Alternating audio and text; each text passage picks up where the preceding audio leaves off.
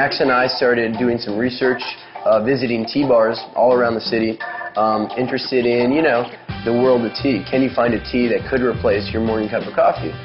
So we ventured to one in the East Village, and the barista behind the bar suggested, have you tried matcha? And so Max immediately said, you know what, when I was 15, I traveled to Japan on a school trip. I actually tried matcha, but I haven't had it since. Let's do it. And so from that day on, we had that first cup of matcha, and we really fell in love with the way it made us feel. We immediately felt uplifted, energized, but also calm and focused, and we didn't have that rush or the crash that we had with the coffee.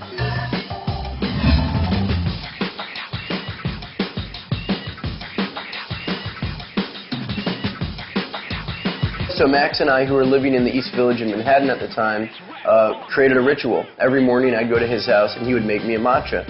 And that's kind of how the partnership started, especially with him making the matcha. And so all of a sudden, we started experimenting with so many innovative and new ways to kind of ingest matcha. And what we realized is what we were doing wasn't just exciting for us, but for the rest of the world.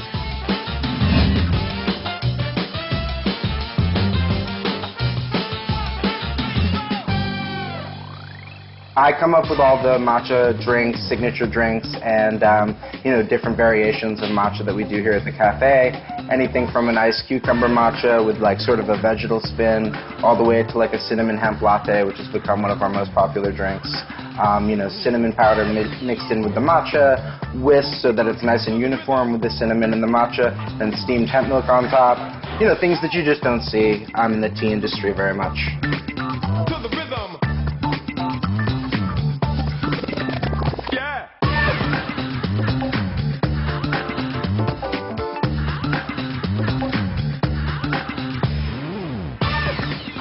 Essentially matcha, the basics, is green tea leaves from the top of the plant, steamed, dried, and then stone ground into a fine powder. So once you have this powder, you're actually taking it, whisking it directly into the water. So when you're drinking a matcha, you're ingesting the full leaf. What that means is about 10 times as many antioxidants as 1 cup of green tea, and about 75 milligrams of caffeine. And the reason is because you're ingesting that full leaf rather than just steeping it like traditional teas, you're actually able to get lots of more benefits from the actual tea itself. We are constantly trying to innovate, trying to do the best we can to make our drinks as presentable and fun as possible. What are the issues with a family business? Sometimes you know each other too well and there's too many chefs in the kitchen. Luckily for us, for me, I was focusing on the marketing and he was focusing on the matcha. So it was a really nice partnership. And to this day, we love it.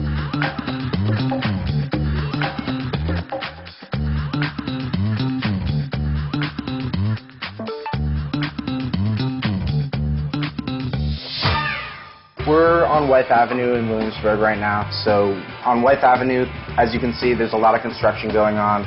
Things are being built every day, new things are popping up. But right now, our main customers, as sort of this neighborhood is getting converted into a residential community, are some of the bigger offices and small business owners around the area. So we have everybody from freelancers to artists, musicians, people that own music studios, people that are doing like web design, coding. A lot of young creative thinkers are here in Williamsburg. We have extremely loyal customers. The biggest reason is you can't really find matcha anywhere else. So if you want a matcha latte, you're only really coming to us. And one of the things we're working on now is a second location in Manhattan, and that'll be our second location. And we've actually had requests to open up as far as Canada, and this morning I had a call about someone who wanted to open up a matcha bar in Dubai. So there's weird requests coming from all over. So definitely, in our minds, we won't be satisfied until we're able to share our experience in the cafe here in Brooklyn, in Portland, in Miami, in LA, and these are all markets that are really excited and open and are ready for that matcha revolution. Our goal is to go places where we have young professionals, students of many different industries, so we can have a maximum effect and introduce the product to as many people as possible.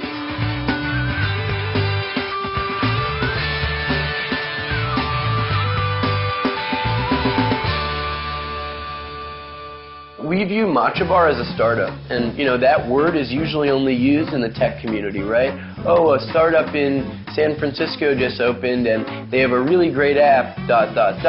We view our company as a startup too, in the fact that, we're growing exponentially in many ways. We have our tea, we have our cafe, and soon we'll have our bottle. So that means we have to take every aspect of the brand very seriously. And that's something that we created from day one. It starts with what we call the matcha flag. This guy right here. It's a symbol to all of our customers and to our community that you can get behind this team. We're here for you. Well, the sense of community we create online and at the cafe is very uniform. Anyone ever posts a picture on Instagram and tags us, I comment personally, "Welcome to the Matcha fam, thanks so much for your support." Every morning, this morning, today is a Monday, this morning I put up a post, "Happy Monday Matcha fam, let's get at it and be productive." We want to always, we use two words to describe what matcha makes you feel: uplift and motivate. Uplift is that energy, that feeling that you can go out and do what you need to do, and motivate, which is this kind of abstract idea that matcha helps you feel more motivated to tackle your tasks. And so every day, and I spend most of my day emailing people who have emailed me, connecting with people on Twitter, with Instagram, on Facebook, and letting them know that we hear what they're saying and we're here for them. Creating an authentic identity for our brand. Something that isn't faked and isn't just something we're saying, but values that we truly believe in, and a brand that people can rally around and relate to. For a cafe that has aspirations to have multiple locations and even a bottle, we have to have a brand that not only has a strong visual identity, which we've tried to create with the flag and some of the MatchaBar city scene that we do that really identifies us with New York and the culture in the city, but also has legs to take us to maybe a bottled beverage and our tins, and is translatable on different media. So the biggest and the most important thing that we do every day is creating what we call the Matcha fam, our Matcha family. And so that goes through to our matcha course Sunday nights, where we teach people here about matcha on Sunday nights. That goes through to a Sunday at the cafe when we do 300 matchas and need to talk to every customer. And that goes through to my job, which is the social media, and staying on top of every single person who shows us just an ounce of interest. That means the world to us, and we need to know that they understand that. Do we have competition? Yes and no. There are many companies that also sell matcha by the tin. They're our competition because we sell matcha by the tin.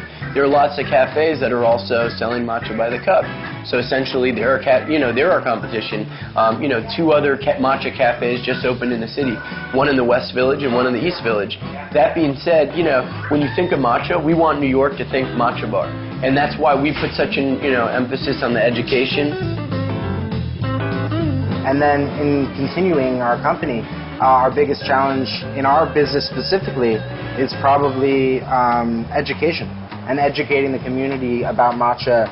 A lot of people still come in, and even though it's was noted by Vogue and a lot of magazines as one of 2015's biggest food trends, a lot of people still don't know what it is. Maybe they've had matcha in ice cream, or maybe they've had a green tea latte somewhere before, but they actually don't know what the product is itself. So a lot of what we do here is educate people on what the tea is, where it comes from, how to actually make it, and then hopefully create people that can go and incorporate matcha into their lives.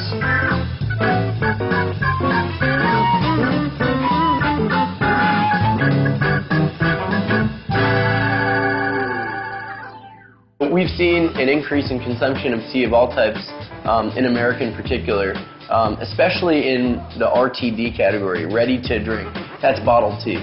But we also see it at cafes. Let's talk about the biggest coffee brand in the world, Starbucks, right? Just recently they acquired a company called Teavana.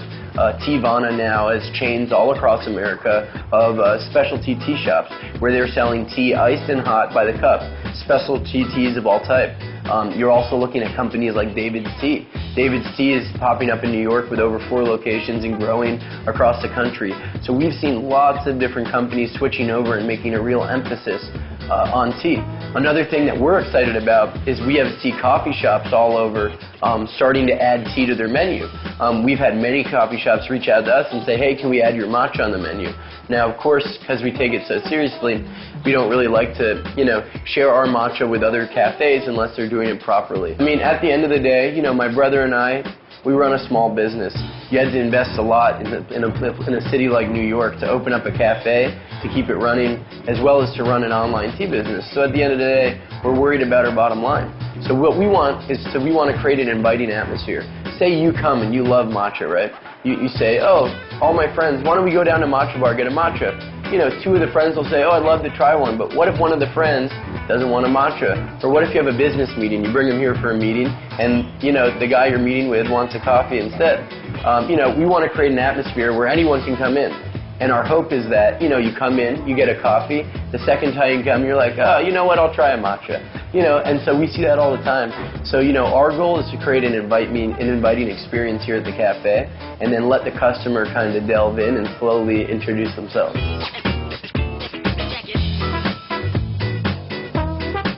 One of the trends we've seen in the tea industry is a huge increase in the sales of the RTD category, ready to drink. And that is one of the reasons why we're now working on launching a bottled product. We're going to be starting with 3 flavors in a plastic bottle.